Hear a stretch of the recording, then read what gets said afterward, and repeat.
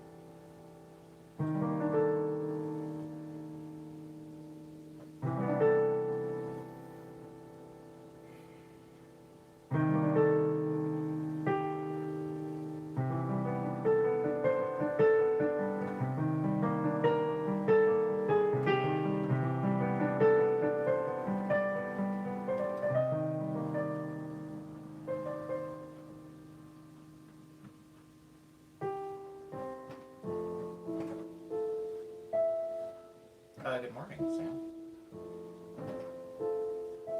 Good morning, Maddie. Very early today.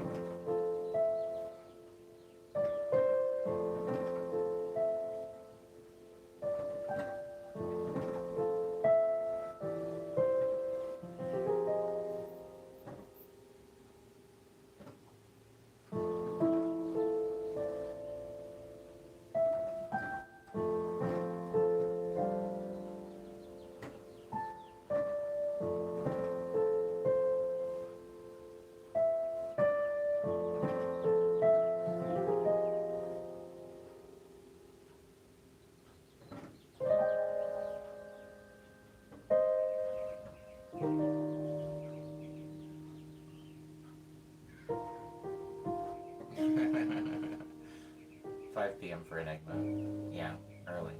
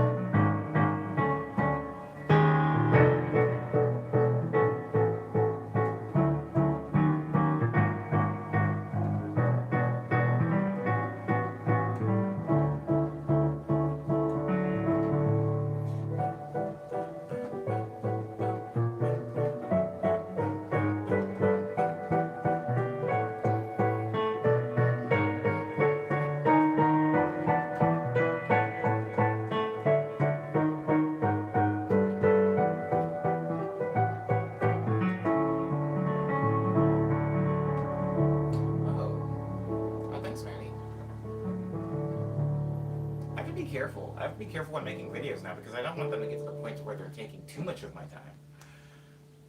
To make anyway, to edit, I'm talking about.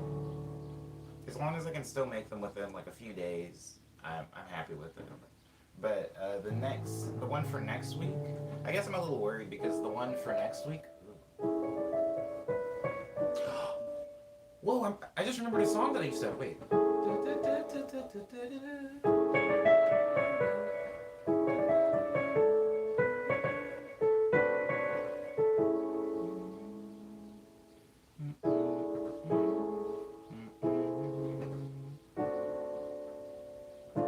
Oh my god. How will I ever remember that? Well, I guess it'll take some time. Anyways, the video that I'm uploading next week on Tuesday is almost finished, Maddie. But I haven't started on the one that's going to go up the Tuesday after that, and that makes me a little nervous. I like to have at least... What is today? Today is Wednesday? It's the day after the video. So I would like to have next week's done, and the week after that's like halfway done right now. That's the type of preparation, or that's the like prep level that I feel comfortable with. And I guess I'm behind schedule, or the schedule I've made for myself anyway. But thank you, Maddie, for watching the video. I'm glad you like it.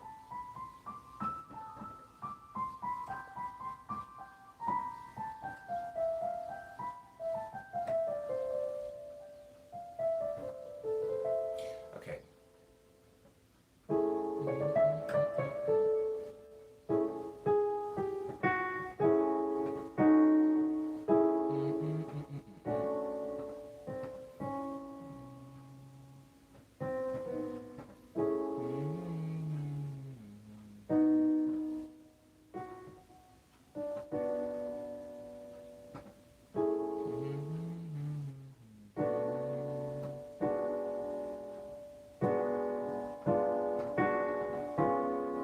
Maybe that was it.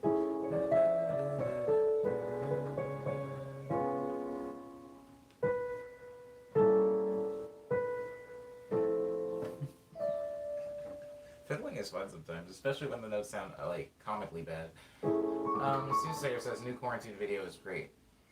Oh, thanks, Soothsayer. Thanks for watching it.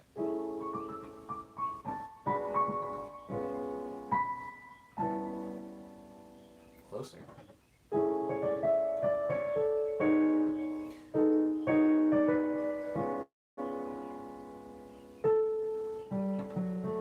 There it is.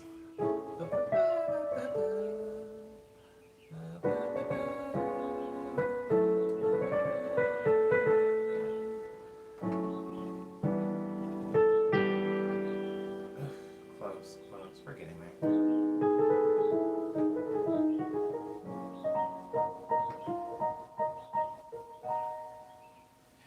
My life has not changed much since quarantine, says Enigma. I'm still going outside just as much. Word up, Enigma. Maddie says, I'm doing pretty good, who's there? Hope you're well too. I'm hungry. I'm very hungry. I have some leftover pizza from yesterday, but I don't know that I want to eat pizza right now. See, that makes it sound too pretty. Sometimes like you need sting chords like that, like the K-pop chord. That's like a sting chord. It doesn't really need to be integrated into a chord progression. I feel the same way about this chord. It kind of just it lives on its own merit. It's like that's good actually. But then if I'm playing this note and I move the bass note up here with the same chord, all of a sudden that sounds like something. That sounds like it's part of a progression to me.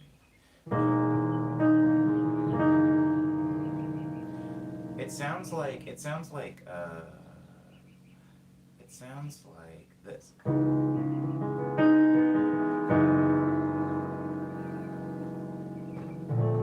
That's not the right chord.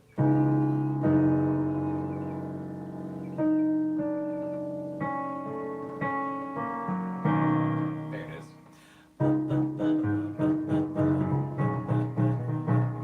But when I play that, I can't really fit that in there because it's too like menacing sounding to me.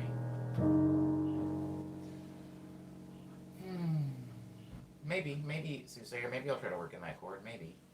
Maddie says, I had a tragic accident with my dinner last night. I made three beautiful tostadas and then promptly dropped them all face down on the carpet. I had an experience like that pretty recently as well. I had finished making I had finished making my pretzel bread sandwich thing, and I made I didn't make my own hot sauce as much as I just mixed together a bunch of hot sauces that I like with some ketchup. Isn't all hot sauce just a mixture of? But anyways, I made like a hot sauce concoction and I spread it on the top bun, which is very unlike me. I usually like having the sauce on the side so I can control portions, but I want it to be fancy, so I put it on the bun and then I dropped it on the kitchen floor, which was extremely dirty. Actually, dirty because it wasn't extremely dirty. It's just I had sweet stuff up into a pile, but I hadn't thrown it away yet, and it just landed right in that pile. And there was just it was the nastiest stuff stuck to it now because of the sauce.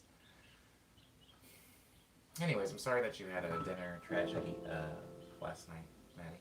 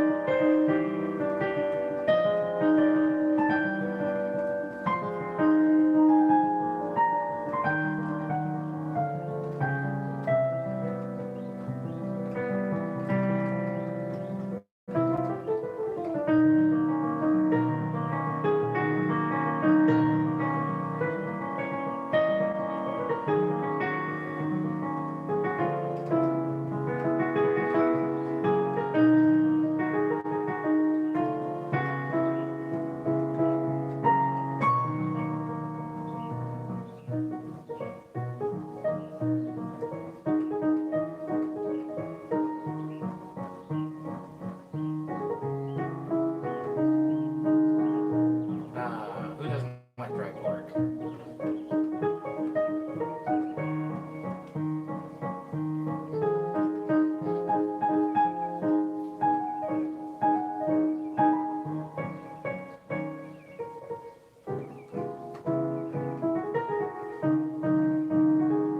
Um,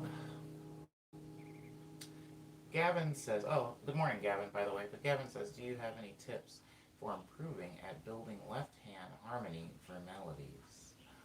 Um, let's talk about that for a minute, I guess. Gavin's talking about the left hand, which if you are not a piano player, typically the left hand plays chords, bass lines. Um, typically, I'm saying, speaking in a lot of generalities. Hold on, give me 1 second.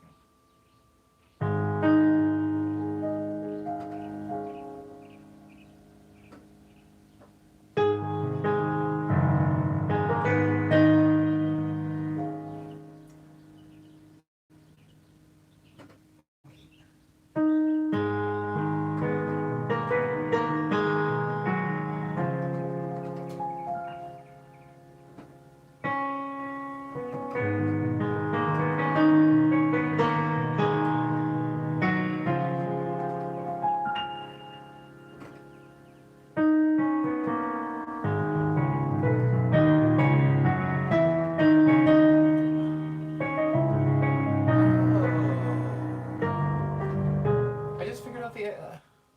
That's how. That's the extra part that I need to put into Witchy Song, going from this kind of darker chord to this very happy higher bit. Anyways, I was in the middle of answering a question. Um, Hello, Darkra, by the way. Good morning and welcome to the stream. Um, Gavin was asking if I had any tips for building a harmony or playing harmony with the left hand. Gavin, I'm going to answer as me and what I do with music. I typically delegate chords to my left hand when I'm playing, as is pretty common with piano players. And so, when it comes to building harmony, there's a lot, like you said, it was an open-ended question. There's a lot of different ways to answer that. I'm going to play a couple of my songs, or at least excerpts from them, so I can build examples. really quickly before I get into the thick of that, I'm going to remind everybody that's in the stream, if you could like the video, I would appreciate that, and it would help me a lot. So, back to Gavin's question. Here's a song called, um, here's a song called Key Lime. I don't know why it took me so long to remember the name of that song. And it goes like this. These are the basic chords.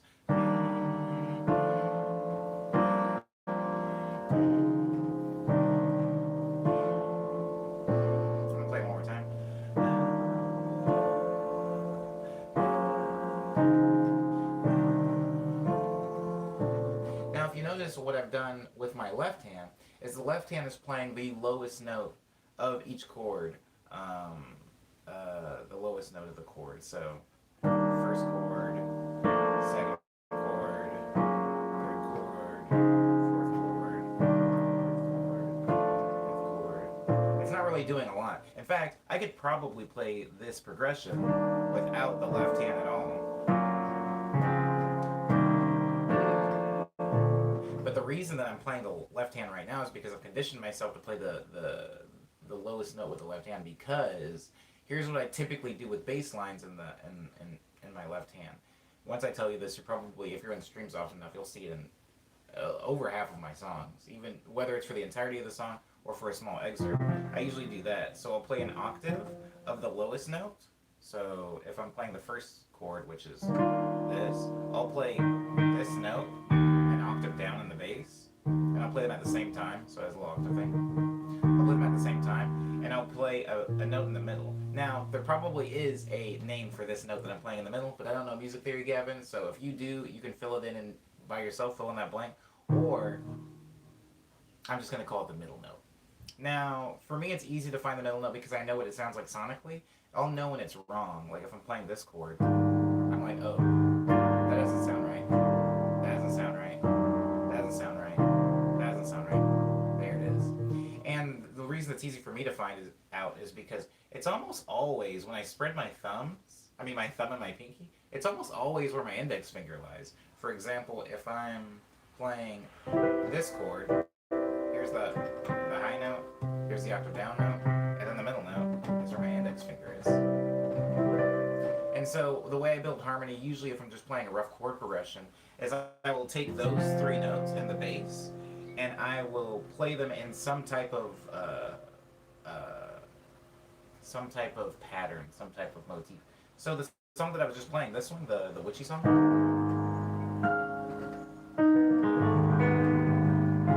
that song, there's a point in that song where it switches from the bass line being this to the bass line being the three note. Now watch this. It goes.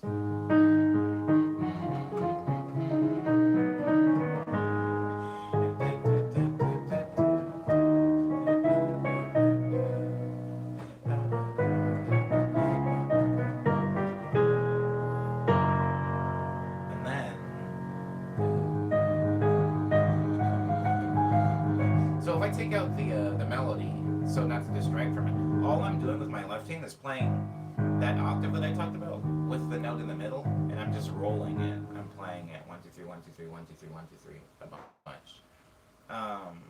Higher, a little bit higher.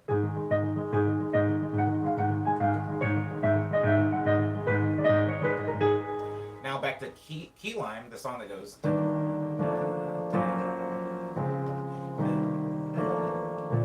Here's how it sounds when I play it all together.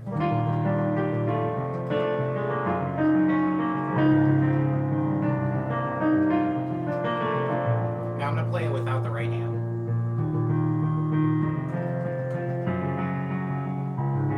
It's just those three notes again. 1 2 3 2 3 2 3 2 1 2 3 2 3 2 3 2 1 2 3 2 3 2.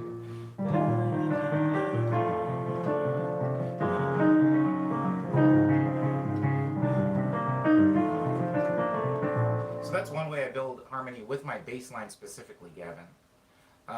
Another way to build a harmony, obviously, is through chords. Like if you look at songs like Winter Heart, I'm playing just kind of like a long string of chords with my left hand, while my right hand does the melody. Again, Winter Heart.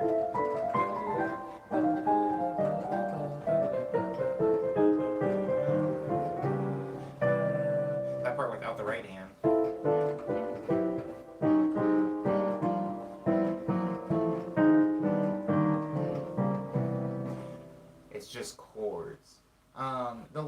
is interesting because my left hand is far weaker and less dexterous, and less versatile than my right hand. It's been like that for a very long time. It's come a long way from where it was in the beginning, but the melody of Winterheart, I can never play this with my left hand. I mean, I don't want to say never, but I could not right now, even if I tried. And in fact, most of my more complex bass lines or bass movements, like excerpts from songs, like this bit from Into Thin Air.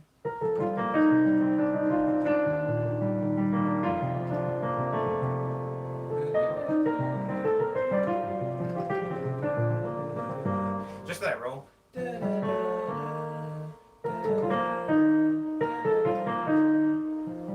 only reason I'm able to play that roll consistently is because it is paired with a mirroring movement on my right hand. My right hand is moving down, and my left hand is moving up.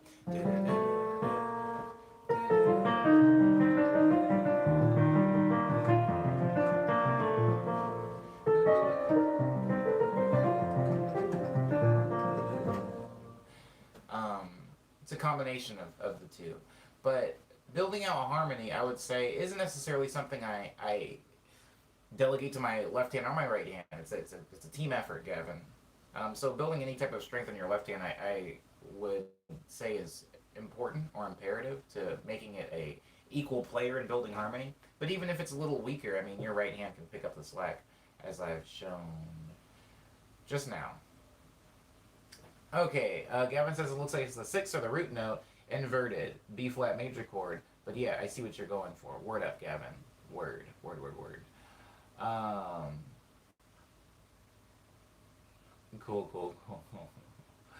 Okay, Ava says, I don't know what to do with this, but I realized the little riff you played a minute ago sounds similar to Cardi B's Uggs, which is my favorite Vine. Oh, I wish I knew what riff you were talking about. I wish I knew what riff you were talking about. I mean, I haven't seen this Vine, but I just played so much music stuff that I don't know how to, like, sonic mine it to find the thing you're talking about. But I'm glad. I'm glad that it reminded you of something, Ava. Okay. Gavin says, one more time, when you're choosing your chords, do you just choose what feels good, or do you have some process for it? I guess it's a mixture of the two. Um, it's a mixture of the two.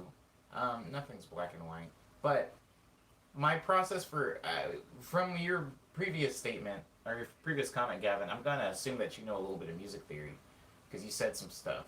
You said some things.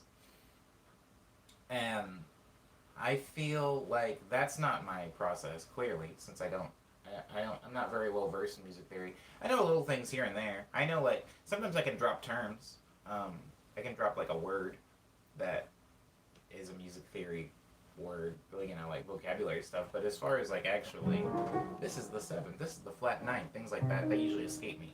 So, you're asking, do I just go with what feels right, or do I have a process?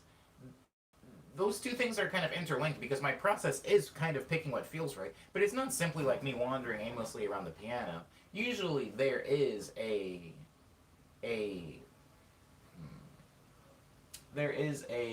method, is the word that I'm going to go with. So,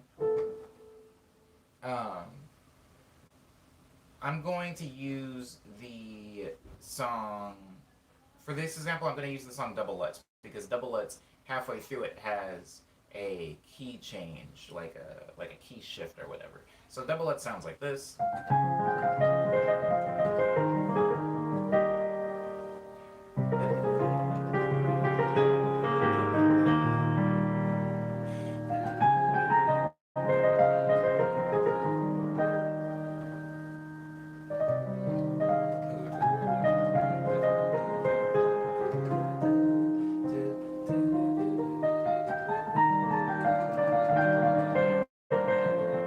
So see how it shifts up? The shift up was very, very intentional and very functional.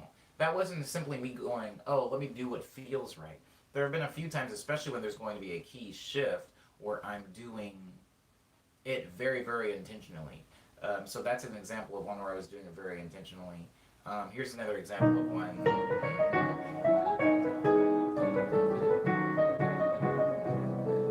I love this chord progression. But then I can drop it down one.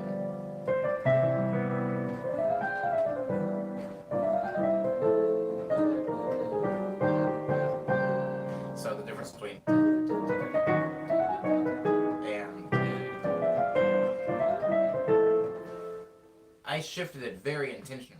So it wasn't necessarily me just going with what feels right, Gavin, but more so me coming up with an entire um, progression and then shifting it around the piano. Another example of that is my song "Love Letters," which has the chord progression for the verse, I guess, of "Love Letters" is.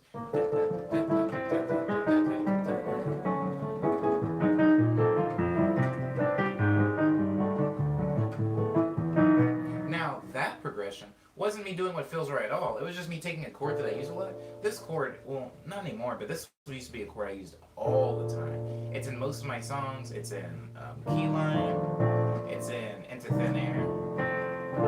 It's in Catching Up. I mean, all three of those chords seem to be in all three of those songs. It ends a lot of my songs and it starts a lot of my songs. It is like the bridge of a lot of my songs. So I use this chord a lot. And so when I was making Love Letters, I started with that chord and I couldn't think of a good, useful progression to go around it. So I just took this chord and I moved it down, and then I moved it up high, and then I moved it down a little bit more, and then I moved all of that down, I don't know, one note each. And I moved that down deep, and then moved it back up, and then moved it down. So the progression does this kind of like toggling, oscillating between. I'm just taking the same chord and I'm moving it around. Down, down, and then moving it just down half. And that's the chord progression for Love Letters. So my method of coming up with the chord progression for Love Letters wasn't necessarily doing what feels right. It was just taking a chord that I liked playing and moving it around the piano.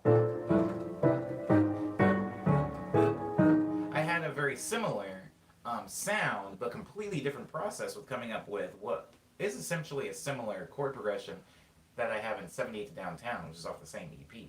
So Love Letters is. And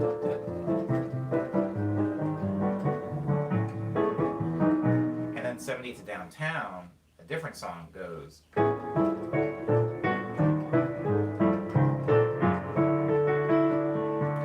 I've gone over in the previous stream where I came up with this. There was a sound in the bus, a bus that I used to take that goes dun da da da.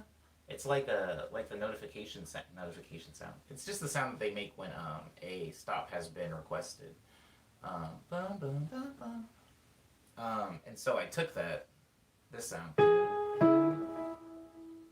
Sorry, it's really hard for me to play it without the chord sound.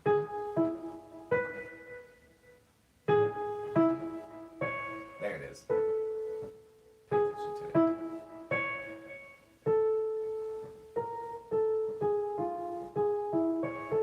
Those were the notes from the bus. So I just took those notes. I took the highest note and I added a chord to the bottom of it. And wherever that note went, I added that same chord to the bottom of it. I just kind of transposed that chord. So the first note, the second note, third note goes way up here. So I just added a chord to the bottom of that too. And then the final one, added a chord to the bottom of that. And so putting it all together. But then, much like Love Letters, I took that whole progression and I just started moving it around the piano. But I moved it lower each time. So this is the first run, and then I drop it a little bit lower. And then I drop it lower. And then I bring it back up high.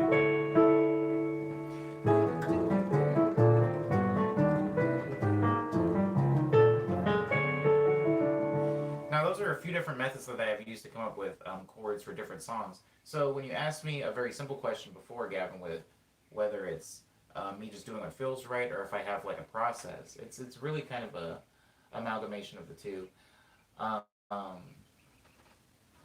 Gavin says, and these are just major chords. Awesome, dude. Thank you so much for explaining this. I have been watching your channel for a while and your songs are just so impressive. Oh, that's a really nice thing to say, Gavin. Are those all major chords? That's cool. I guess if one is a major chord and they're all the same chord moved around, yeah, I guess they're all major chords then at that point. Good ear, Gavin. Or good eye? Chords feel like Tetris pieces in my head, says Sam, and a few can fit in a space that depends on what you're doing with the Oh, with overall for me. Oh, interesting. Hmm. My theory teacher always told me you need to know the rules so you can break them. Yeah, people seem to say that a lot. I disagree. And old theory teaches that music is the building and the release of tension. I feel like there's a lot of adages that are constantly thrown around in music. The weird thing about an adage, though, is I feel like an adage is just something that one person said at one point in time, and everybody thought that sounds cool. Let's all just say that thing, whether it's really actually true or not. I feel like in life you don't need to know the rules in order to break them. Somebody can speed without knowing there's a speed limit, um, and you can break rules without knowing they exist. I understand what that person was trying to say, but I think that's an oversimplification of like music theory. I think there's constantly people that break rules in music, and I feel like there has been a lot of times in my music, and I won't get into it too deep, but there's been a lot of times in my own music where somebody who does know music theory has come to me and gone, "Wow, I like how you did," and then they say something to me that doesn't make any sense to me personally. They'll say, wow, you switched from this mode to this mode. Oh, you wrote an entire song, and they think that I'm doing something very intentionally with the knowledge of theory. They think I'm breaking rules because I know they exist, which is, absolutely not true. I don't know what the rules are. In fact, I feel like there aren't any. Maybe that's why they're being broken so often. Ava says, I think it depends on the person. Some people are able to hear what works and what doesn't. Other folks will struggle to improve without the basis. I mean, there's no such thing though as what works and what doesn't. In my opinion. In my opinion. I gotta. Every time I say something, guys, just go ahead and punctuate it with me saying, in my opinion. I don't think that there is such a thing as what works and what doesn't work. I think we all think something works until somebody comes along and doesn't work. They make it not work and people like it and they go, oh, I guess that's a thing now too. I guess this is a thing. Some genius came along and did the thing we said not to do, but people seem to like it, so now, wow, what a trendsetter. I feel like it's music. It's music. It's not building a skyscraper. It's not like if you make a song wrong, it's going to cost hundreds of lives or anything down the line. It's just sound. It's just sound. Um, Ava says, I used to also disagree with that, but I realize there are things that come easy to some that for others is very difficult to figure out without understanding the technical side. I'm coming from an illustration drawing. Oh, okay. Yeah. Critical difference there. Well, I mean, slightly. I come from an illustration drawing perspective, to be fair, but I have a friend who refuses to study anatomy proper, shading, etc., and she draws in her own style, but the result is unconfident. I feel like that's like your homies. I feel like that's just your homie's confidence. I don't know your homie, so obviously what you say about your homie is more valid than whatever I'm saying. I like how it modulated from D Phrygian scale to A Mixolydian scale caused a tonic shift in your root dominant chord. Or you could just say it sounds good. This is true, Gavin. This is true. People are constantly saying, or we're constantly saying, I've started shifting up my style. People are like, wow, your music on me, it's doing these things that like didn't make any sense to me. And I was doing them confidently. Good morning, Liana. Um, I think that here's the thing. Ava's coming from a place of illustration. I'm coming from a place of music. These are both art forms. There are some critical differences that can't really be ignored, I guess, and also can't really be compromised. So I will say, as a musician, but as somebody who also has appreciation for a bunch of other art forms, I have known and been somebody who has knowledge, right? Who knows this is the way you're supposed to do ABC, and then has made the conscious decision to do it CBA. And I've seen the effect that it has on other people, and the effect it has on my experience with the art itself, with the art form. A good example of this would be an example of this would be somebody like Eric Andre. If you're not familiar with Eric Andre, he's like an absurdist comedian. It's not too important what he does, but Eric Andre graduated from Berklee School of Music with a music degree. Now, knowing that Andre Eric Andre has also made some extremely absurd music, and also in some of his sketches, he'll play upright bass, which was his thing. That's what he got his degree in. But play upright bass wrong and play a bunch of like stupid fiddly notes. Now, somebody can make the argument that the reason that this joke is so funny is because Eric Andre not only knows how to play an upright bass, but Eric Andre has a degree from one of the most prestigious music schools in the country for that instrument. So he's breaking all the rules, and wow, what a genius he is. Or you can look at somebody who doesn't have a degree in upright bass, kind of fiddle around on the bass as a joke, and the joke will still remain to be funny. I understand both schools of thought, right? I understand how somebody could listen to an Aphex Twin song that's very, very raucous and noisy and go, oh, he's such a genius because he knows exactly how to make these noises. Oh, wow, he's breaking the rules he knows exists. He's pushing through, he's breaking barriers with music. Somebody can say that. Or you can have somebody that simply doesn't really know how to use a synthesizer but likes the sounds that they're achieving, and make a song that sounds exactly like Aphex Twin. I know as a culture, we typically look at the person who doesn't know what they're doing. We look at that person as being kind of less cultured, less educated, and what they're doing is less impressive because they don't know how to not do that. But I think that that's kind of like a weird, what's the word I'm going to use? Pretentious way to look at art, right? If Kanye West belches into a mic, everybody will say it's avant-garde. But if like a 13-year-old belches into a mic, we'll go, oh, this idiot. I wish this person would learn some music. And I feel like that's just the way, I guess, society is when viewing art, and I disagree with it. I disagree with it. I think if something sounds good, it should sound good. I understand it's really hard to experience music or art in a vacuum.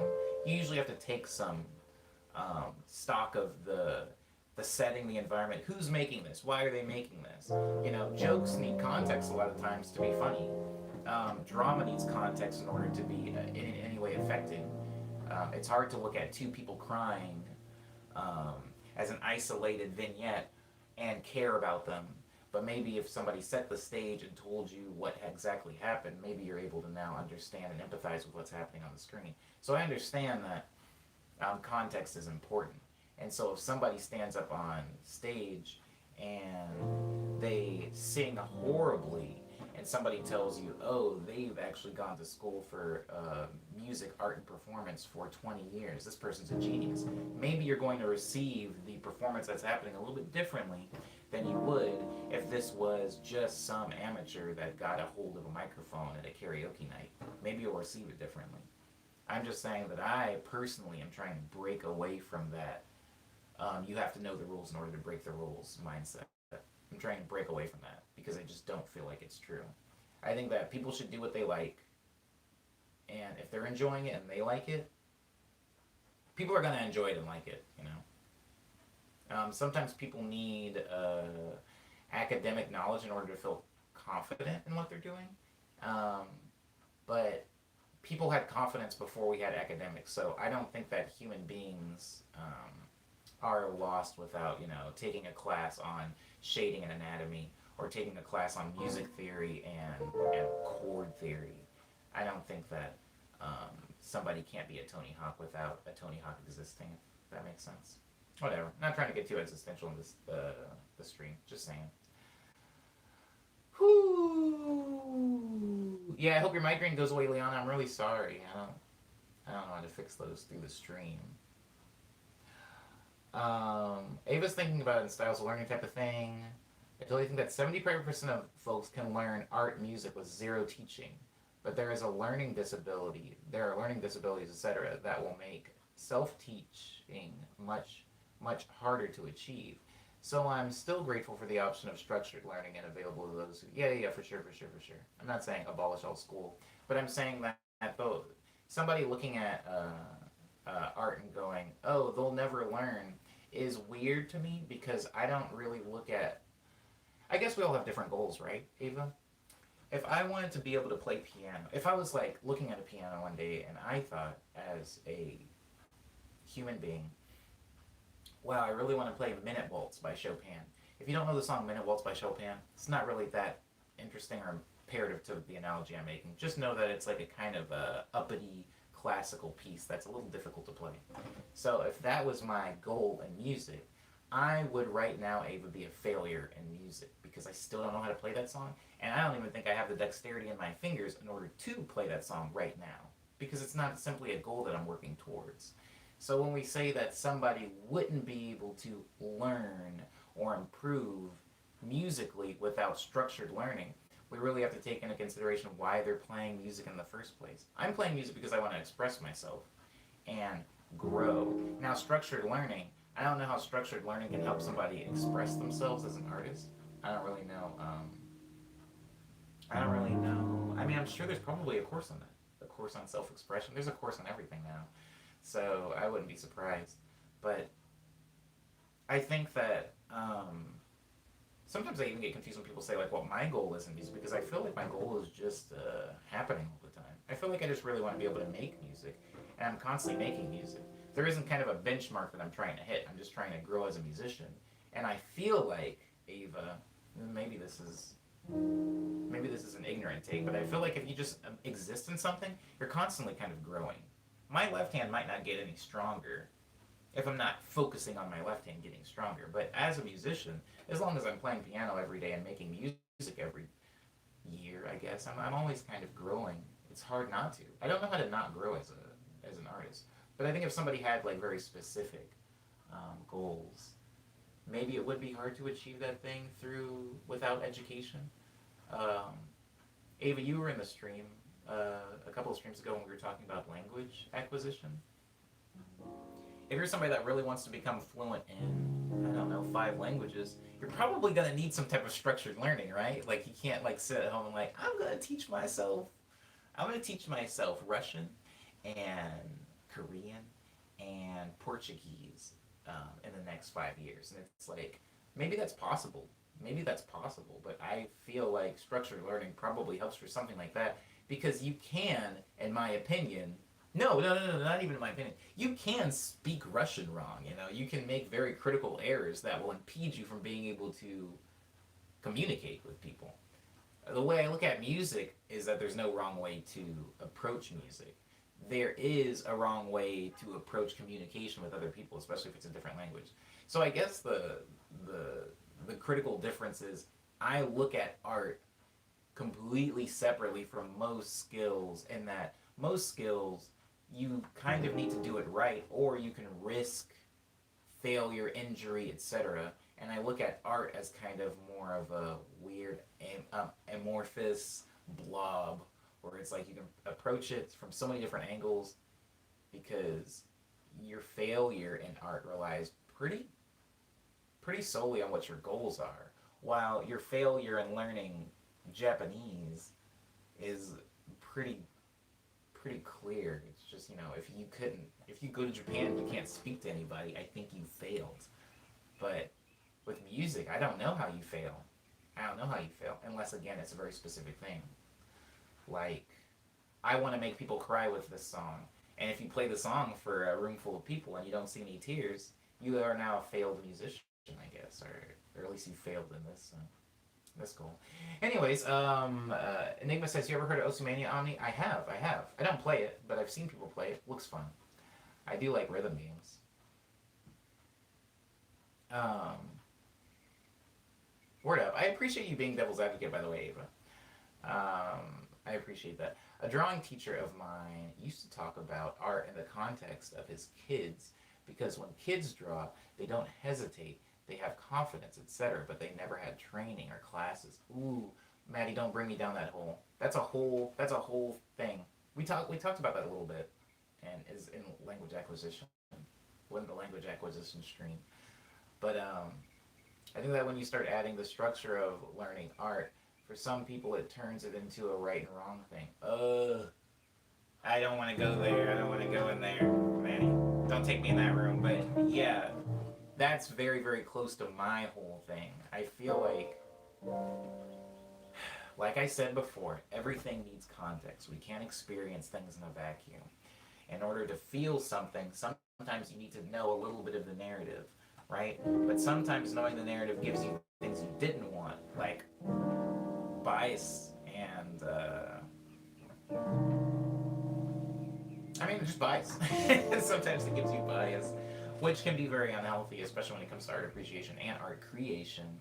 Um, there's been so many times, oh my god, there's been so many times, guys, when I've made a track, or not even a track. There used to be a time, and I don't want to show you guys my room now because I've got wires everywhere because I was working on some stuff yesterday. But there, there was a time in my music career where it wasn't a career, right? Where I was just, I had one keyboard, I had one laptop, and I was just messing around every day. And I was posting stuff wherever I could on the internet. And if not on the internet, I was playing it for my friends or playing it for my family or whatever. Look at this thing I made. Look at this thing. Oh, look, Mom, I figured out how to do this. And it's like not even a song. It's just a thing. It's like, look, I figured out how to make this song. Mom, look. And whenever you get like a synthesizer, a new synthesizer, it is just a bunch of like buttons and knobs, and you're just making weird noise and going like, oh, that sounds cool. That kind of sounds like a fighting game sound effect, you know? You're just making a lot of stuff. Um, and I truly enjoyed that time. I truly enjoyed that time. There's a bit of that joy that has left or it has departed, and I've come close to getting it back. Well, I don't know if I'll ever get it back fully, but I've come as close as humanly possible to having fun. Right now, the quarantunes, I'm putting them up. I'm just having fun. I'm not worried about the way they're mixed. Here are the rules. Ooh, here are the rules. And like mixing, there are rules in mixing a song and mastering a song and the presentation of a song, EQing a song. There are rules, and me putting up my quarantunes, I'm not even worried about those rules. I'm just putting stuff out because I'm trying to focus on what I enjoy about it, and instead of trying to sterilize an idea and make it kind of conform to this right wrong binary, in music or art. Ava says, I think a less controversial way of putting it is that learning the rules is really just forcing you to hear a lot of music, look at a lot of art, so that when you make art, you have more references. That is completely different. I agree with that. But I think that that's something that just, you don't need to even go to any, school or form of education to like experience art. I think that that's very important though. If you're going to make music, listen to music. If you're going to animate, watch animation. If you're going to be a thing, be in the thing. I think that's really important. Even not in a conscious way, but in a subconscious way sometimes. Even when I'm making a song, this whole that like rhythm, I throw that rhythm and everything. That rhythm comes from when I was in high school. When I was in high school, I got into like a weird phase for not even that long, like 6 months, where I listened to, well, no, it wasn't even that long, maybe 3 or 4 months, where I listened to nothing but bossa nova, like nothing but bossa nova. I was like downloading bossa nova records. I was going to like the record store in Arizona called Zia Records. I was going to Zia Records, just like going to the bossa nova section, grabbing like 5 CDs thick, and like, I'll take these, sir, because they were all used and they were like $3 each. So I just buy a bunch, and that's all I would listen to. I wasn't even making a bunch of music or any back then. I was making like a little bit of chiptune, but I didn't know I didn't do that. What years and years later, playing keyboard, I was able to integrate that rhythm just because I had a memory of it. I had a sonic memory of it that I could try to emulate with my hands. I might not even be doing that right, but to me, there is a similarity. I'm getting close somewhere. So I would agree with you, Ava, in that experiencing and appreciating a bunch of different art forms in the thing you're trying to create is kind of imperative to growing as an artist, figuring out what it is that you align yourself with. Yeah.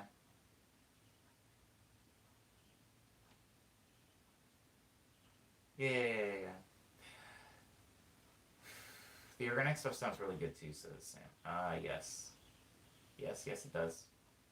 I've come to the conclusion that Code Geass is Eureka 7 Death Note. A heady cocktail of anime I don't particularly enjoy. But that's good. That's good, Liana. That's good. Maybe I won't watch Code Geass. I mean, I wasn't going to watch it anyway. But I'm glad you're taking one for me. After you finish it, I hope you do. After you finish it, can you spoil it for me? Can you just give me an entire synopsis? Preferably not in the stream, in case somebody else was hoping to watch this thing and hasn't seen it yet. Ava says, yes, so I think we ultimately agree. I just think learning the rules forces you to try some styles, media you normally wouldn't. Experimentation is so important with or without rules. Interesting. Oh. Oh, I like Ava. Ava's good. Ava's good. Yeah, yeah, I agree with you though. I agree with you though. I guess when we talk about knowing the, this is why I like the stream, because you guys aren't me. Especially lately with being in my house, I've just kind of been, I've been in an echo chamber. So, ooh, wait, hold on.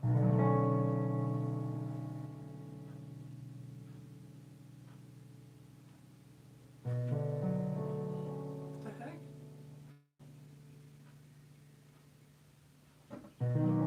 Oh, I know what that is. Anyways, what was he saying? Oh yeah, get stuck in an echo chamber. The problem, the phrase "you must know the rules in order to break the rules." Ava has changed what the rules are in this expression, and it makes it a little bit more easy to swallow, I guess. If the rules are not music theory and knowing the rules in order to break them, what if the rules were just culture and different types of music? Needing to know different types of music, needing to know what exists in the world, what has been made, and what hasn't been made in order to approach making the thing. Very smart, Ava. Smitty says, I hope I catch more of these more often. Ah, yes, you've come at the very end, Smitty. It's an hour-long stream, and we have been live for 1 full hour. I am going to play a few more tracks, though, because most of this has been conversation. I feel like I haven't played much in the stream. Culture does have rules. That makes so much sense. Wow. Ava, I'm going to hold that with me for a while. Next time somebody says you need to know the rules in order to break them, I'm gonna remember that you said that. I'm also gonna remember that Liana said that Code Geass is a mix of Eureka 7 and Death Note. Next time somebody tells me to watch that anime. This song is called Signals. I made it 3 years ago. God, 3 years? Time. 2020 needs to get just canceled. We need a redo.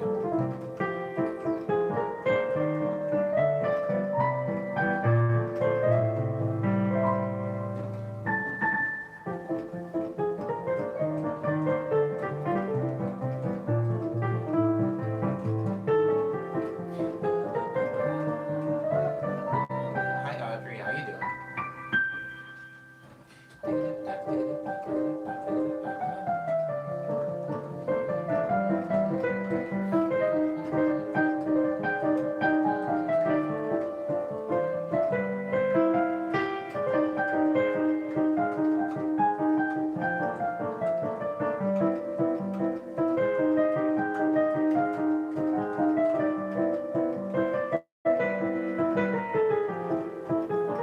Gabriel says art and music are fully mathematical. Just like architecture, they are different approaches to build the same bridge. There are different approaches to build the same bridge and different bridges to different things. Oh, different bridges do different things. Oh. Are you an architect?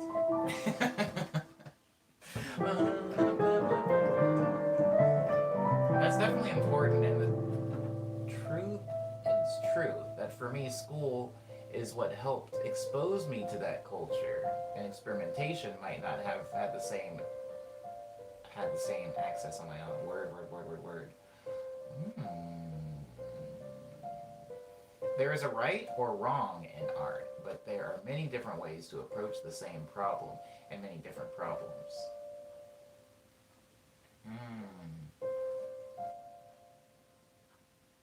The interesting thing, and this is the last thing I'll say on it, and I will move on. I will move on.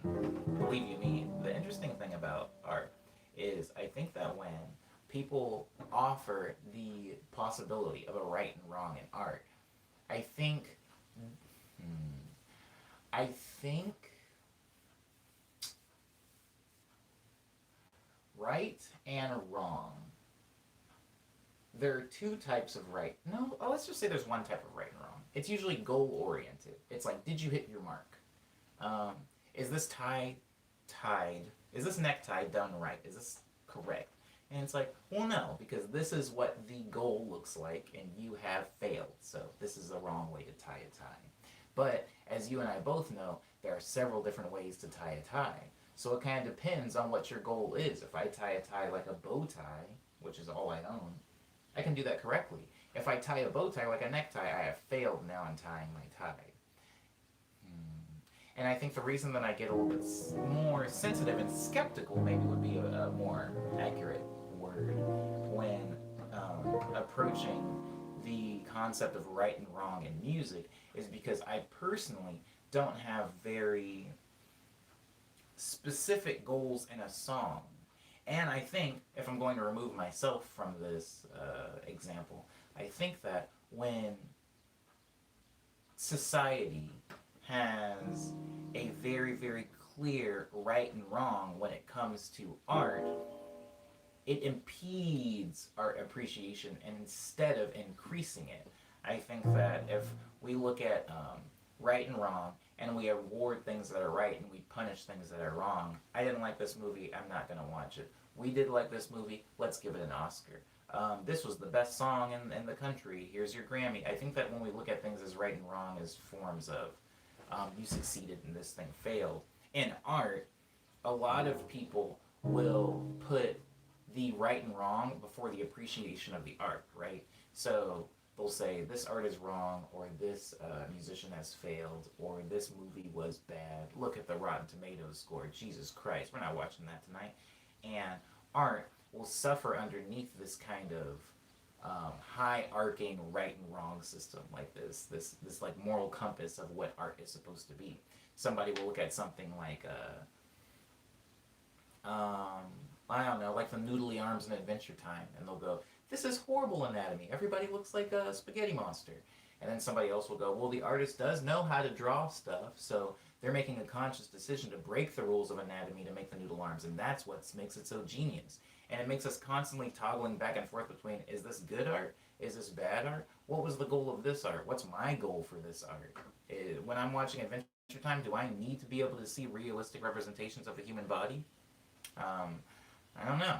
And so I do try to avoid it, because I feel like the argument of right and wrong in art is so incredibly nuanced that it's impossible to get it consistently right. So the only way I can... There's a word for this. There's a C word for this.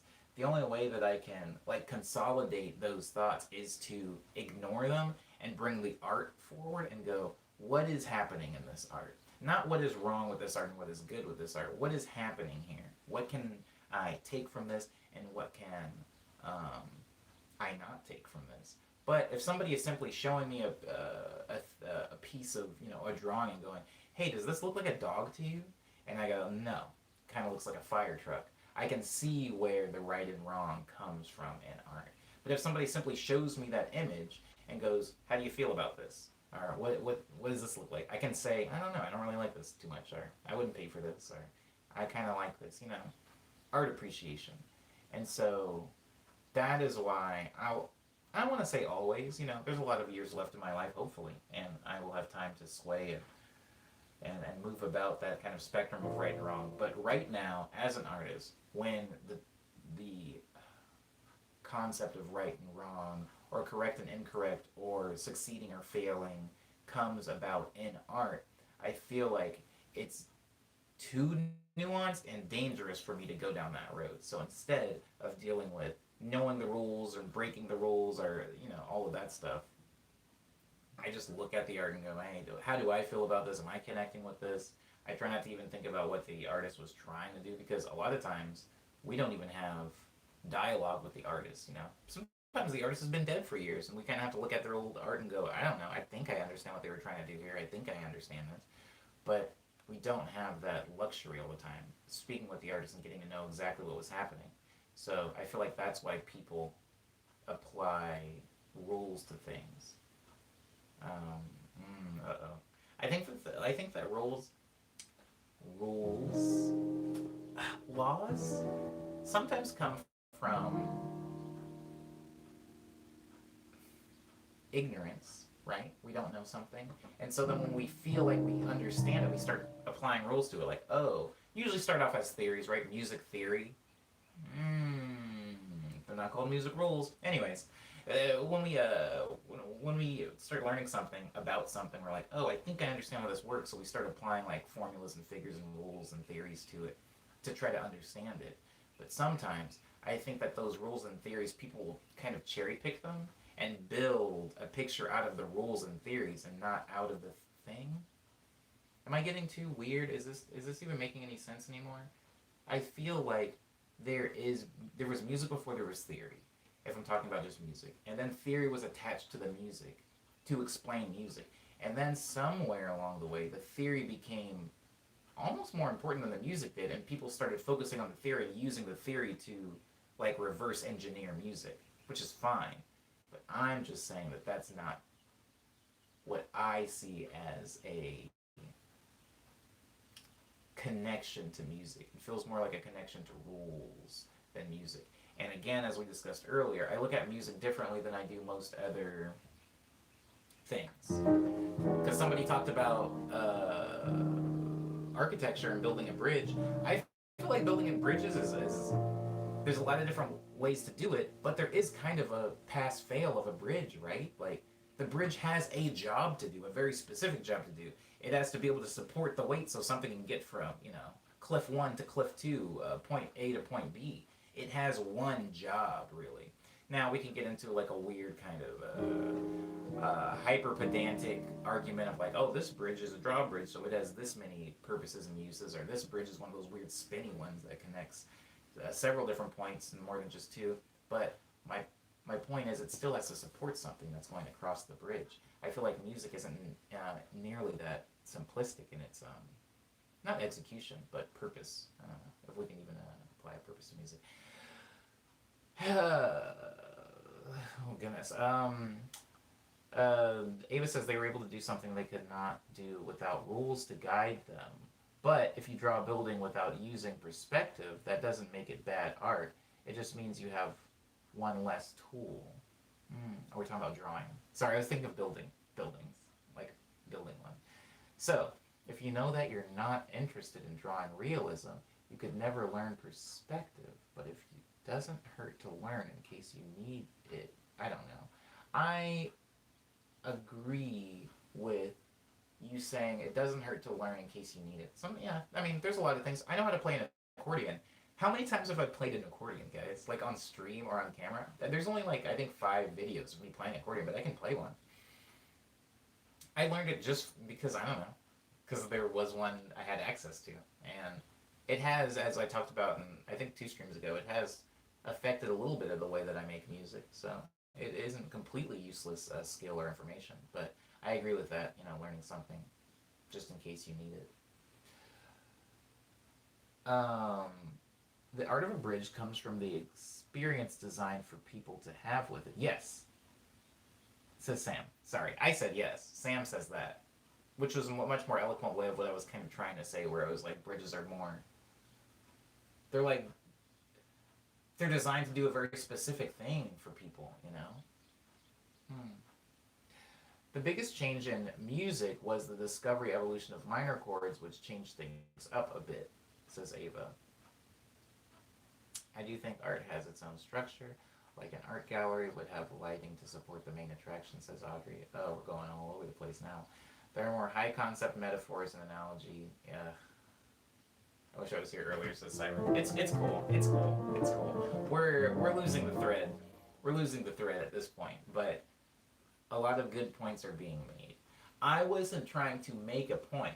At least not recently, not in this conversation. All I was saying in this conversation was kind of trying to explain where I'm coming from and why I am so averse to terms like rules, because rules imply that there's a right and there's a wrong, and implying that there's a right and wrong in music implies that there's a very specific goal of music, and I don't think that's true.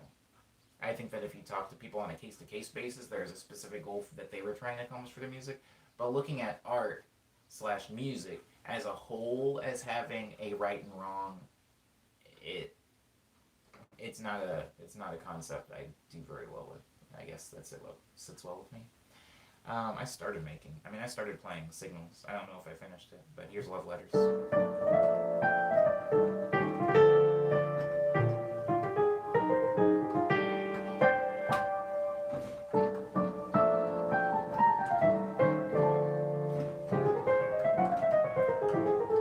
If we say that feelings are the goal of music, or the purpose of music, Sam, then I would argue that no feelings are wrong.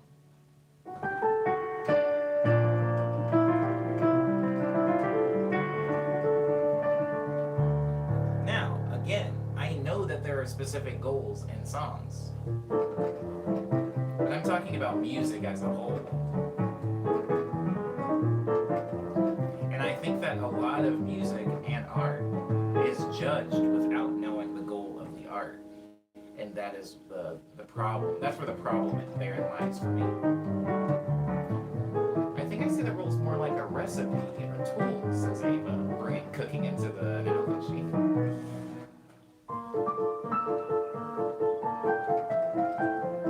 Okay, like you learn to bake a cake with a recipe on the back of the box, but you could add an egg here and salt there to improve it.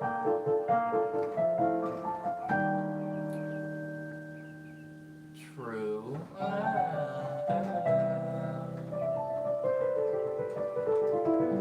Somebody says Speedrooms Part 2. When? When? Speedrooms Part 2 when? I would love to release that. Or I would love to finish it.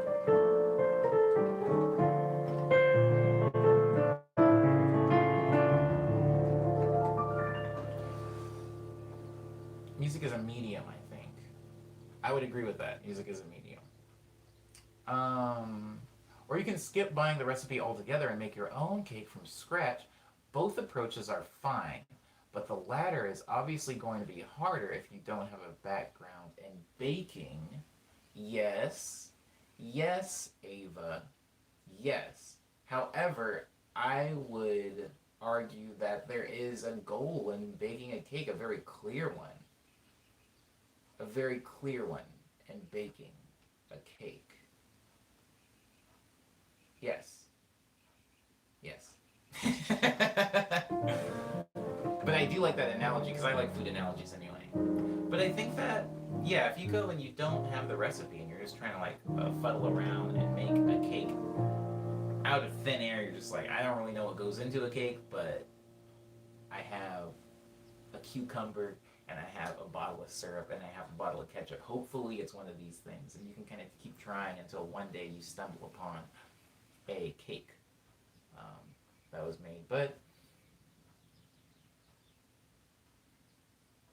we all have, hold on, because there's a really good point in what Ava just said, actually.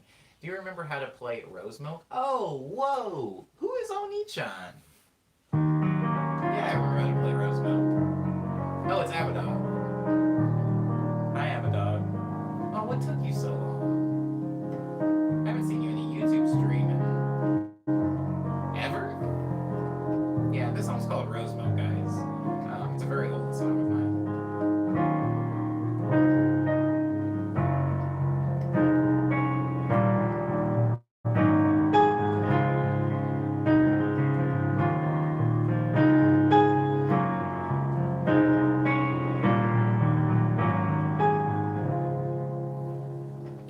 Okay, Ava says, so I grew up with art, therefore it was pretty easy to teach myself guitar piano as I got older, despite only being taught violin. But if I hadn't been taught violin, I'd be starting from square one, says Ava. Having something that you know for sure that will ruin... Wait, hold on. Gabriel says, having something that you know for sure that will ruin or make the piece makes it a theory.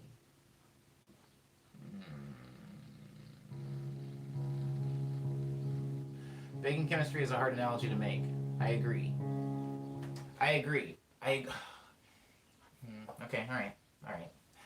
It's been a while since you've been amidst the chaos. I'm sorry, Oni-chan. Yeah, we're on stream number almost on 120. 120's tomorrow. That means it's going to be a production stream, everybody.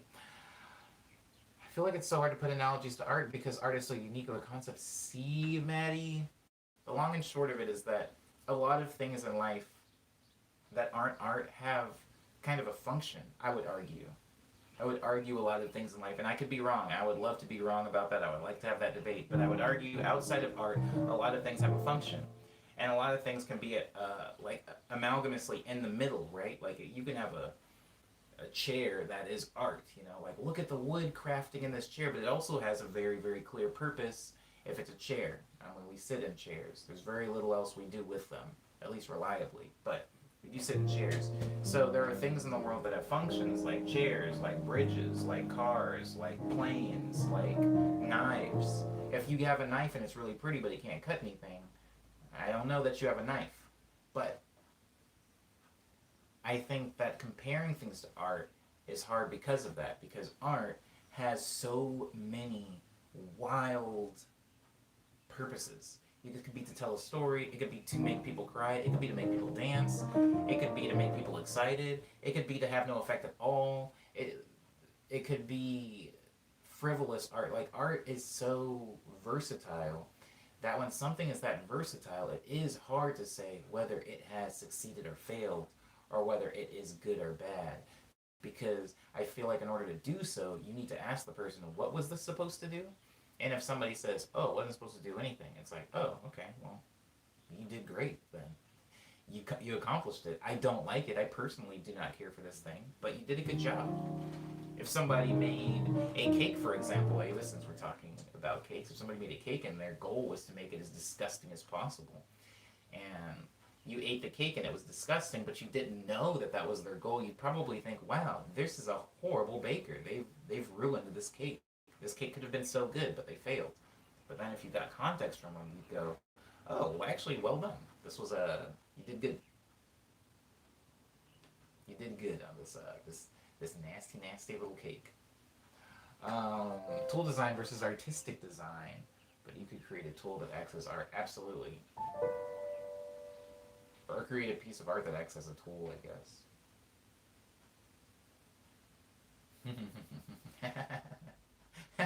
Like, remember those lips? The phone? That was like, it was like red lips that were a phone, and you would have to take off the top lip. This sounds really disgusting, but you would take off the top lip and talk into it?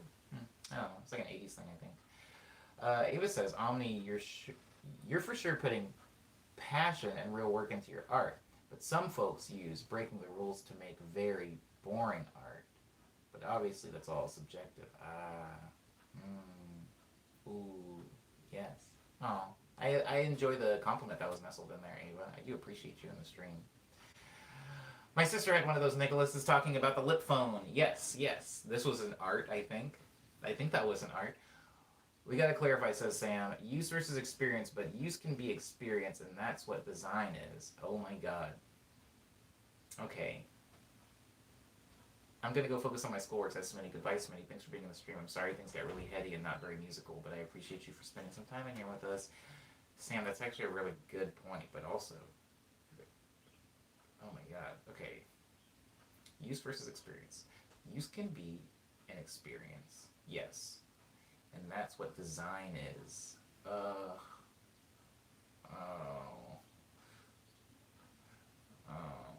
My brain's tired.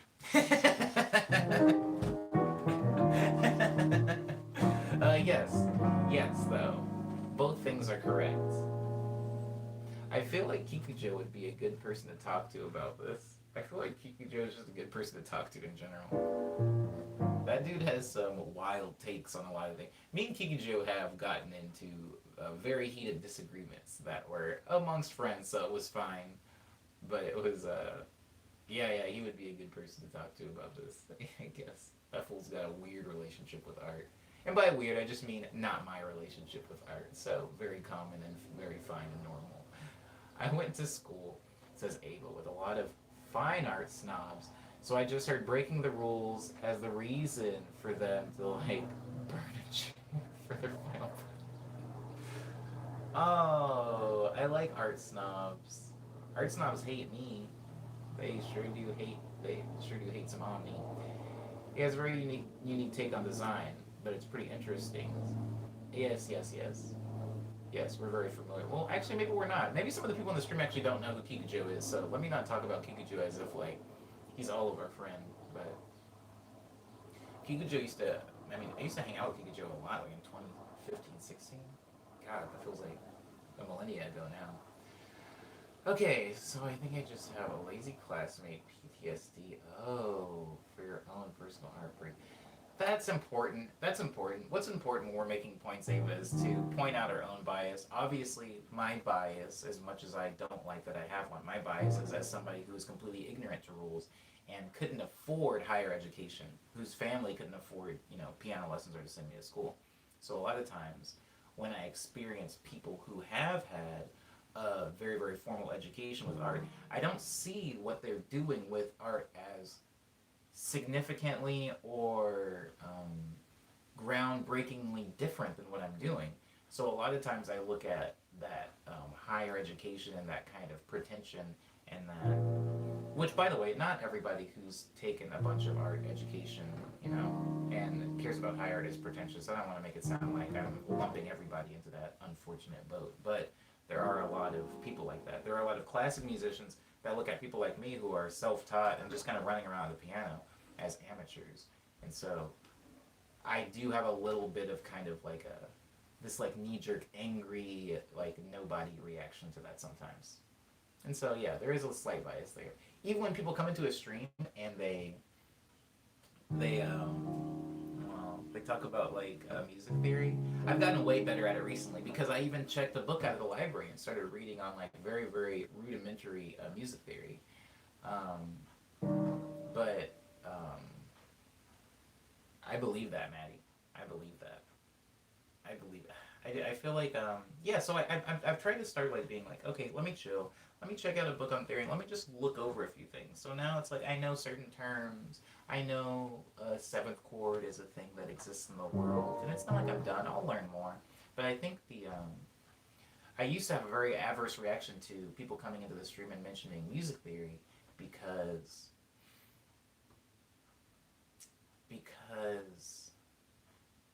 when I was a kid, no, I'm not going to tell that story. That doesn't shine very favorably on my brothers. I'll just say that my brothers were a part of things that were going on in my neighborhood, and there was another sect of people also a part of things that were going on in my neighborhood, and they were diametrically opposed to what my brothers were doing in the neighborhood. And so there's a lot of like fighting and like shootings and stuff like that. But it conditioned me even as a young kid to see certain colors, right? Certain colors that were like gang affiliated and not like them.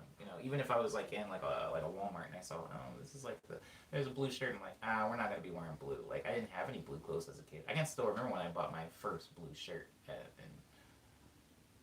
Point is, I still have kind of like a knee-jerk reaction sometimes to certain colors because of their affiliations with certain people in the area that I grew up with. In the same way that I have like a reaction when a cop gets in the lane behind me while I'm driving. I'm not doing anything wrong. I didn't steal my car. I have my license and registration on me. I'm driving the speed limit, but I still am very uncomfortable because I have associated it with some other experiences in my life. And so, whenever somebody comes into the stream and they're like, "Oh, are you playing in the Mixolydian? Is that Phrygian G? Is that, oh my god." Coltrane changes when people come into the stream and say stuff like that. I think the younger version of me who couldn't afford to have, proper training and have that knowledge, I'll always see it as kind of like a weird a classist exclusivity thing. Now, in my life now, I do have the resources now because we have things like YouTube or whatever. I could technically learn a lot of these things for free now. But at the time when I was trying to get into music, that wasn't the case. So there was some exclusivity on some of those things. And so it does bring out a slight bias in me, which I've gotten a lot better at lately. Because like I said, I checked out a book from the library. I'm doing whatever my part is in all this. But, Yeah. Ava points out their own bias, so that would be my bias when it comes to things like right and wrong and rules and theory and all that kind of stuff.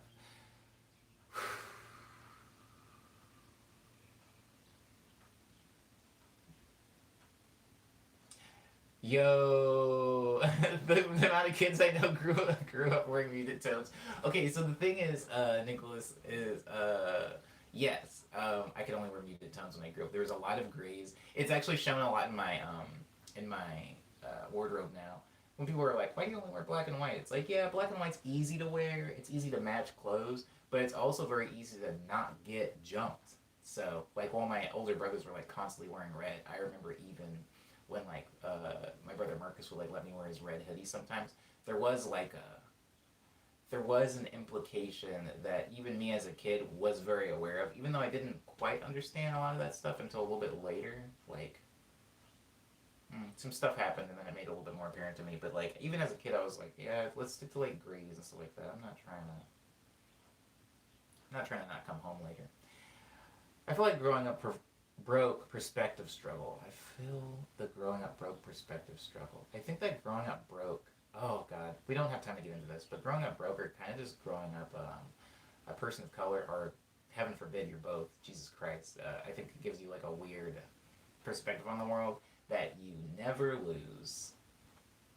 Okay, is that a problem where you're at, Omni? Is that a problem where I'm at right now? No, no, no, no. I mean, what's the problem where I'm at right now? I guess being able to go outside at all, huh? Ava says I couldn't afford to go to animation school, so I watched every extra on animated CDs and listened to countless how-tos, etc. So I think I'm just the type of person who likes learning terms. Oh. I feel a lot closer to you in this stream now, Ava. As an artist, you and I share a lot of things as far as, I mean, I love learning things too. I have obviously a different approach, we all have a different approach to learning, but yeah, I feel that. I couldn't afford those things, so like I remember getting my pirated copy of FL Studio 3 and like teaching myself how to produce music, but not with any specific goals in mind. I just wanted to know how to like make sounds. I don't know. It was a form of agency, I guess. I wasn't really in charge of anything else in my life. Enigma says, how can you enjoy only wearing gray? My wardrobe was full of clothes with that of every color. I don't think you were listening to what I was saying, Enigma. I think the point that I was making, either the stream cut out when I was talking about it, but Enigma, my point was never that I was wearing gray because I enjoyed wearing it. My point was that I was wearing gray because unsavory things could happen to me if I didn't. Nicholas knows what I'm talking about. No, I'm not just in love with the color gray, Enigma. But everything is learned, and I learned how to enjoy it. It's a self-preservation thing, says Cyber. Yeah. You gotta stay alive. I don't think that water is the tastiest beverage in the world, but I know if I don't drink it, my body starts failing. Ava says, I have a copy of The Little Mermaid, but with the first 10 minutes is getting the color washed out. I pause and, oh my god, trace frame by frame to figure out how they did it. Jesus Christ.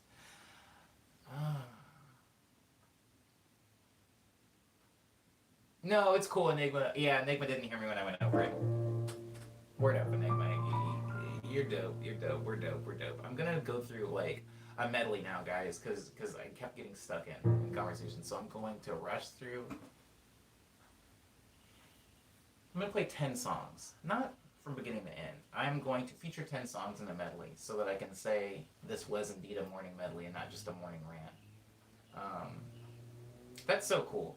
I did watch Little Mermaid quite a bit when I was a kid, Ava. I had like this weird thing where, in the beginning of the movie where homie's like, remember when Eric, I hate Eric. That was his name, right? Anyways, remember when he's on the ship and his like whole ship gets like obliterated, and they're all like, ah, and all the people are like drowning in the water. I spent the rest of the entire movie wondering what happened to his homies because they don't really like. They don't assure you that all of them are okay, I guess.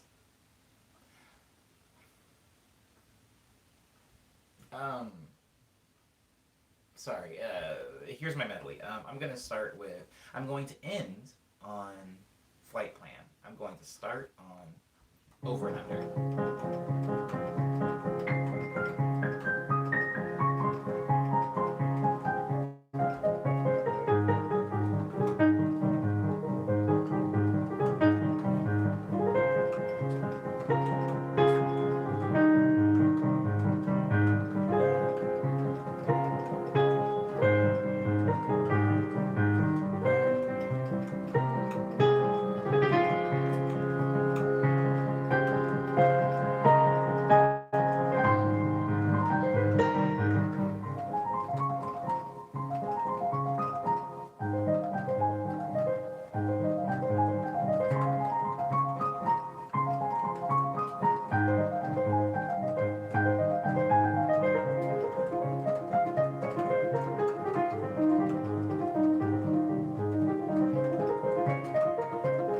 Eric was whack, Leona. Okay, so one thing I will say about that movie is, you know how there's like a problem with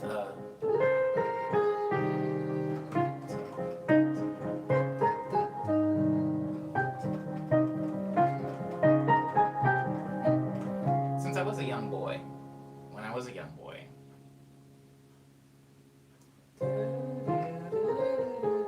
you know what's funny, Enigma? I talked to Uchiko about a collab. We were joking because when I was in Japan on tour, he came to have dinner with us one night. Us being just like me and some of the people that I was on tour with, he came to have dinner with us, and we were like jokingly talking about how everybody constantly compared our music to each other and going like, "Oh, you guys sound very similar."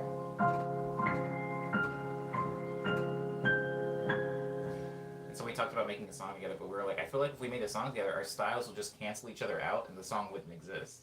We would start making a song, and we have so much of the same like sound sets that the song would like cancel each other out, and it would just phase into silence. And this joke's not funny now, but I think because we were both very, very sleepy and had been eating a bunch. We thought it was hilarious. Who's Eric, says Alpha? Isn't he the dude from Little Mermaid? The thing about Eric, that bothered me when I was a kid, because I was a boy, and so usually, in the same way that when I looked at a screen as a kid and I saw somebody that was black, I paid a lot of attention to them because of, identifying with somebody. I identified with Eric because I was like, oh, he's the dude. And most of the other dude characters were like fish, and since I'm not a fish, I was like, let's see what Eric's up to. And Eric is the most brainless, pointless character in that whole story. He's the love interest, and he's nothing. He's not even a two-dimensional character. He's not even a one-dimensional character. He's barely a character. He's just two eyes and hair and blue jeans. I don't know. He doesn't really do anything or say much of anything. If somebody told me, like if they had like a director's cut of, ooh, that's pretty cool.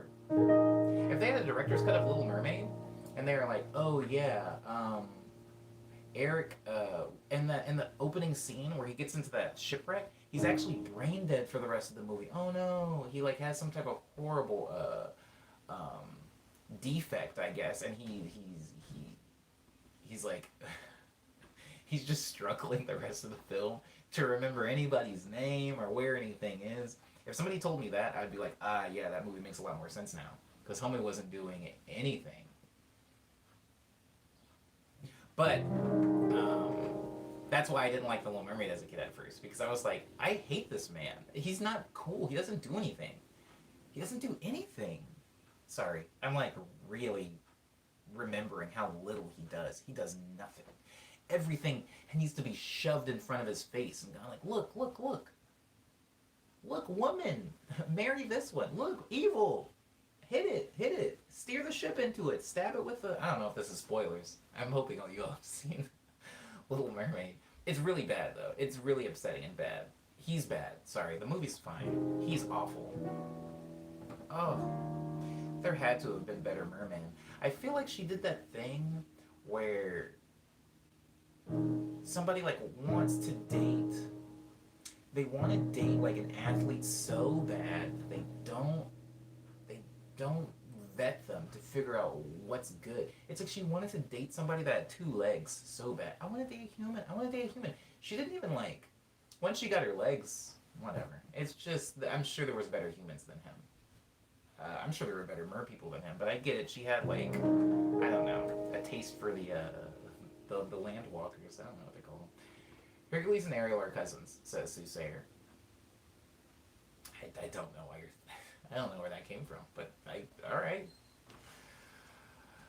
If it helps, Ariel also has the range of a spork. The only character with an arc in the film is King Triton. Oh, King Triton.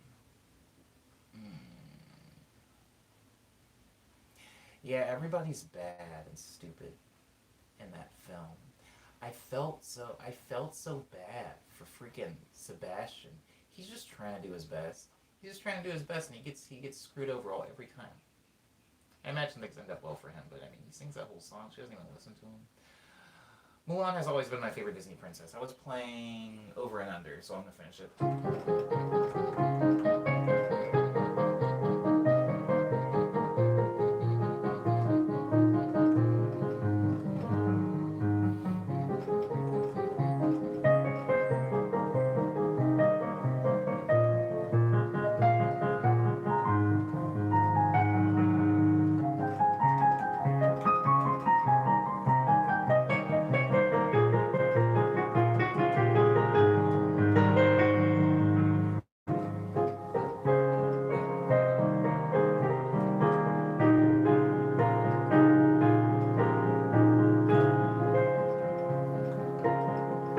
I always thought Anastasia was Disney too. Yeah, a lot of us did as kids.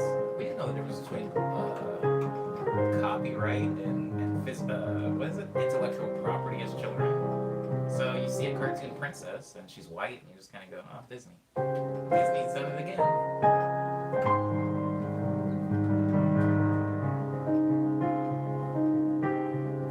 Yeah, we are Enigma. It's because we got into like actually a really important discussion and I didn't play that much, and that's why I'm doing my medley at the end. Oh, I did see that, Ava. That they bought it and now it's kind of technically theirs. Kind of how The Simpsons is technically Disney's, which is weird because if you go to Universal Studios, they have Springfield in there still, and it forces me to ask those like really high level corporate legal property questions of like, yeah, well, if I'm in Universal Studios and I buy a Homer Simpson plushie, does a little bit of that money go to Disney, or does all of it go to Universal, or does all of it go to Disney? If I buy entrance into Universal Studios, does some of that money go to Disney? How does the differentiation between, you know, Universal property and Disney property and now the Simpsons and Fox property actually work? Disney's bought so much stuff right now that it's hard to even follow the money trail where the money goes. I remember seeing a very, very interesting breakdown of Spider-Man, right? And when Spider-Man Homecoming was made, how much money went to Sony, how much money went to Marvel, how much money went to Disney, how much money went to etc. There was like a lot of interested parties in it. And, or interested parties, no. There was a lot of integral parties and profiting parties in it. And it was so convoluted and crazy that I can't imagine what The Simpsons in Universal Studios as a theme park section looks like right now as far as profits. It must be a nightmare.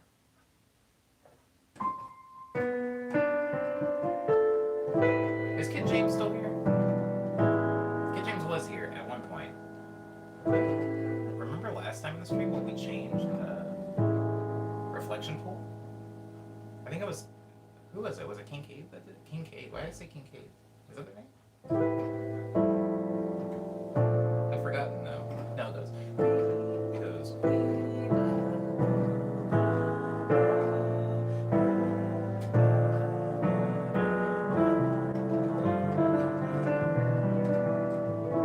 There it is. Legit. I like things like Kingdom Hearts and Lion King, but in the back of my head, I can never truly enjoy those things to the fullest because it's Disney, and I feel like it's truly evil. Well, yeah, Disney is evil, Alpha, but if it makes you feel any better, Disney had very little to do with the creation of Kingdom Hearts. And as far as Lion King, the Lion King story already existed in like a bunch of different ways, right? There was the classic Lion King tale, and then there was the Kimba story of the Japanese like animation that Lion King kind of stole a lot from, and then there's just straight up Hamlet. So if you really dissect Lion King and you want to enjoy it without going, that's a Disney product, you can kind of just say, Disney didn't really make this. They kind of just stole it from a lot of people. I don't know if that makes you feel any better. They sure did rip Kimba though, and Hamlet. Yes, love me some Hamlet.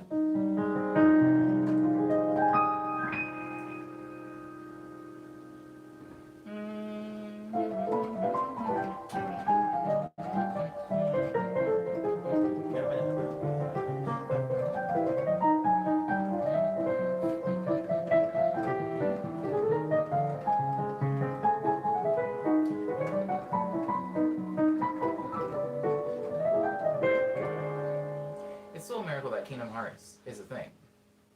I think back to when it first came out, and I wonder how that even happened. It was an actual elevator pitch. There's reading the story on how Kingdom Hearts was conceived is actually a pretty fun story. I'm not going to tell you the whole thing because we don't have time for it, but it was conceived in Japan because Disney Studios in Japan and Square Studios in Japan actually share the same complex, and two of their employees were in an actual elevator at the same time and came up with the idea. I'm not actually joking. That's actually true. But yeah, it was literally because Disney Studios and Square Studios are in the same complex in Japan, or were at the time. I don't believe this is true today.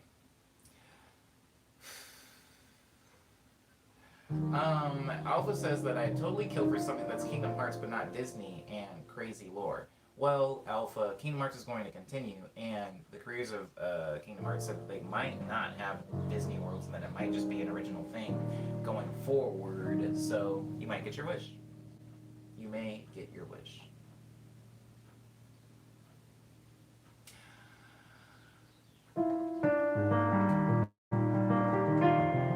The song is called Key Rhyme. I wrote it for a girl that I no longer speak to.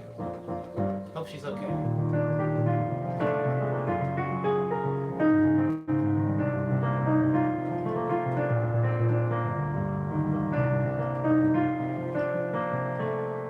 And this song's called what's this song called?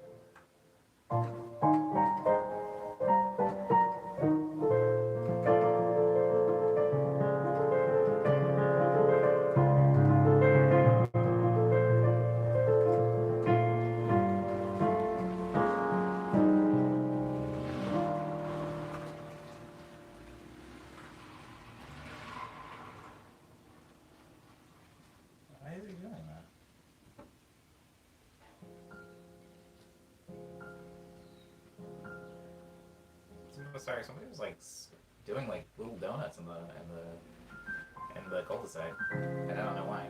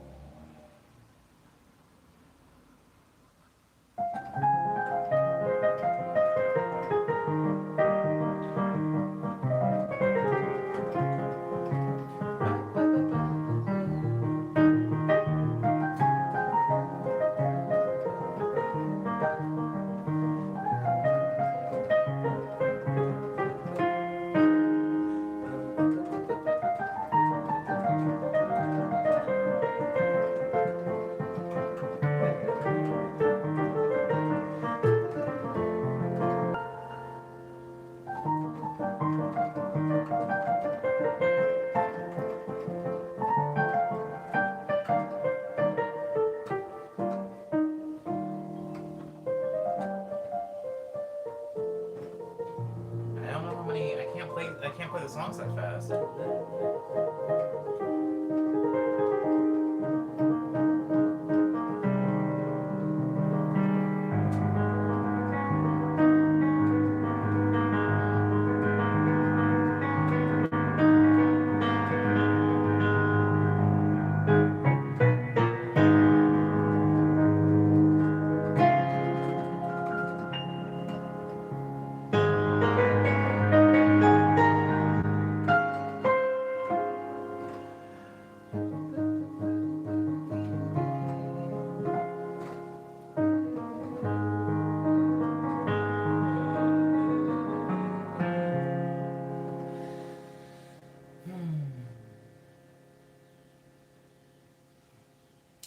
Buy a camera.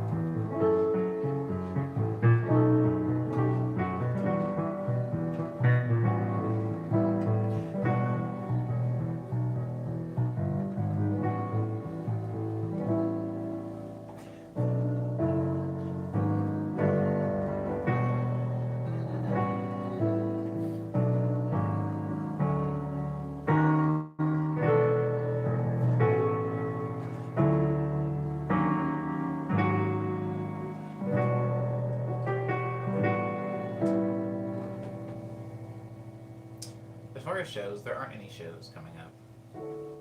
As far as songs coming out, the only songs that I have coming out are the Quarantunes. If you don't know what Quarantunes are, every Tuesday I release a new little idea, just a fun like song thing, accompanied by a little video that I shot and edited around my bedroom, which is very small. So get used to seeing a lot of the same locales, the same four posters, and the same bow tie racks. As far as how deep we are into the Quarantine series, we're only 4 in, and the 4th one came out yesterday, so it's still pretty new. The first one was called Honeydew. The second one was called French Lavender. The third one was called Home Is You, and the fourth one was called Dreams Come True. Ooh. Home Is You, Dreams Come True. The fourth one is called Dreams Come True, so check that out if you ever get a chance. Thank you in advance, or if you have already seen them / it. I do really appreciate you. Thank you for supporting the videos that I make. Right now, I'm trying to get back in touch with, or at least partially back in touch with, something I talked about earlier in the stream, which was the experimentation phase that I was in with music. When I first started making music, I didn't have a career. I wasn't called Omniboy yet.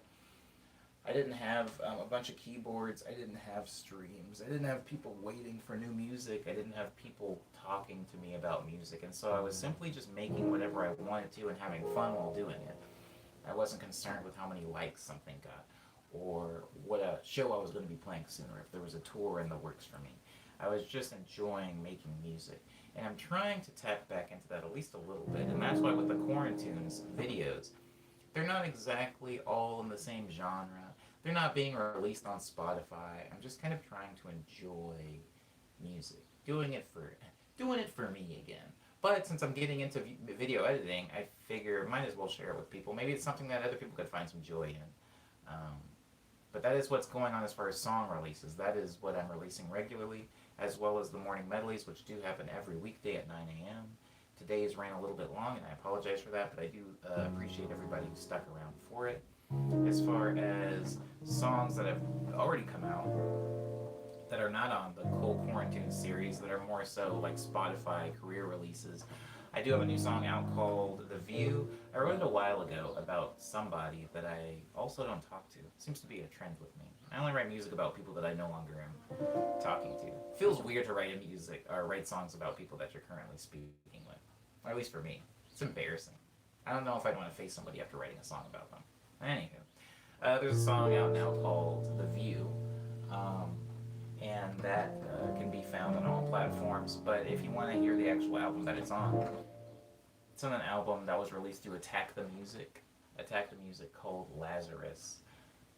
I also have 2 EPs out. One is ambient called Ego Death, which I'm probably going to revisit as the person who made it soon. I very rarely listen to my own music, but sometimes as an artist, it can be good to revisit your old work just to kind of understand the headspace you are in, or sometimes you will, I won't project, but I'll say sometimes an artist will have done something that they honestly forgot how to do, or they forgot that they did. So, I'm going to be revisiting Ego Death soon, and maybe experimenting with some more ambient sounds, maybe for a future Quarantunes, who knows? Who really knows, because I sure don't. So, Ego Death is a more ambient style release, and then Quick Breath, the other half of that, is more upbeat. I don't know how you guys are faring well in quarantine, depending on where you are, but if you feel like dancing and upbeat music, then Quick Breath could be that for you.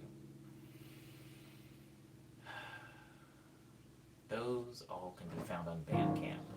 Bandcamp's doing a lot for artists right now, especially in the quarantine, so shout out Bandcamp. I'm going to do Bandcamp about 4 more times. Bandcamp, and Bandcamp. They can be found on Bandcamp, SoundCloud, Spotify, iTunes, Apple Music, Google Play, Amazon MP3, Tidal, Group, Deezer, Pandora, Napster, and YouTube.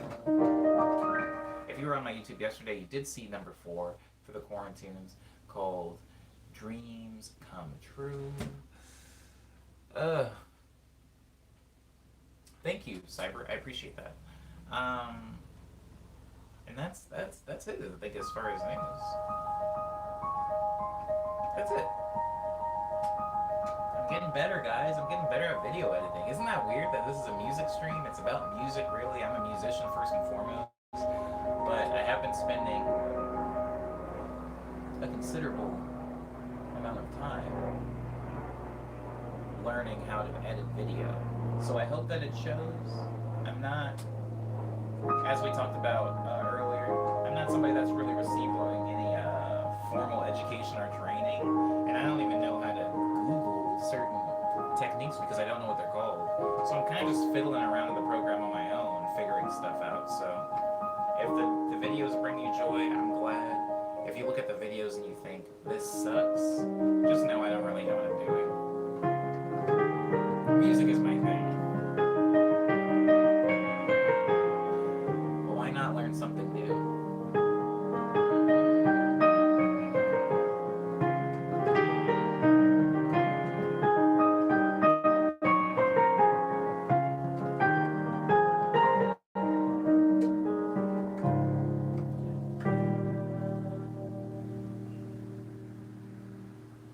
I might start ending it on that chord. I like how incomplete it feels. But not this time. Thank you, everybody, for being respectful to me and polite to each other. I do appreciate you guys a lot. You guys bring a lot of positivity and understanding, and sometimes, especially in terms of this particular stream, you guys bring a lot of knowledge into the stream. Helps me get a fresh perspective on things. I do really appreciate that. You guys don't know, especially times like this. I'm not hanging out with all of my friends every day, so sometimes a fresh perspective. Sometimes a fresh perspective can help an artist, even in the creation of their craft. So who knows? Maybe you guys are helping me in ways that are not apparent yet, but maybe will be soon. So that's it. That's it, everybody. Thank you again for being respectful to me and polite to each other. It's the internet, so that can never be taken for granted. I hope you guys enjoy the rest of your Wednesday today. I think I'm going to get ramen. Yes, spicy ramen. It is decided. Abo, everybody. It's lunchtime, baby. It's lunchtime. Oh. Doody doody ba ba.